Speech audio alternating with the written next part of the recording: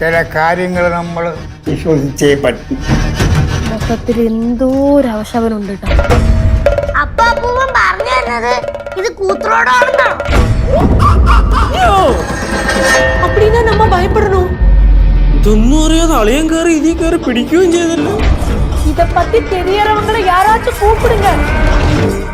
ഒരു കാലത്തെ കാവും അമ്പലവും പരദേവതകളും ഒക്കെ ആയിട്ട് നല്ലൊരു കിടുക്കാച്ചി വെറൈറ്റി എപ്പിസോഡ് തന്നെയാണ് നമുക്ക് ഇപ്പോൾ ഉപ്പുമുളകിന്റെ പുതിയ പ്രൊമോയിൽ വന്നിരിക്കുന്നത്. ഒരു കിട്ടിലിന് ഒരു ത്രില്ലർ സംഭവമായിട്ടാണ് എനിക്ക് തോന്നിയത്. അത് അത്യാവശ്യം കോമഡിയും കാര്യങ്ങളും ഒക്കെ അതിൻ്റെ ഇടയിലുണ്ട്. അപ്പോൾ ശങ്കരപ്പൂപ്പന്റെ ഒരു റീ എൻട്രി ഒരു കിടിലം പരിപാടിയായിട്ട് തന്നെയാണ് എനിക്ക് തോന്നിയത്. എന്തായാലും പലരും സിദ്ധു ലച്ചുവിന്റെ കോംബോ തന്നെ വേണമെന്ന് പറയുമ്പോൾ നമുക്ക് ഇങ്ങനത്തെ വെറൈറ്റി എപ്പിസോഡുകളും വേണം അല്ലെ.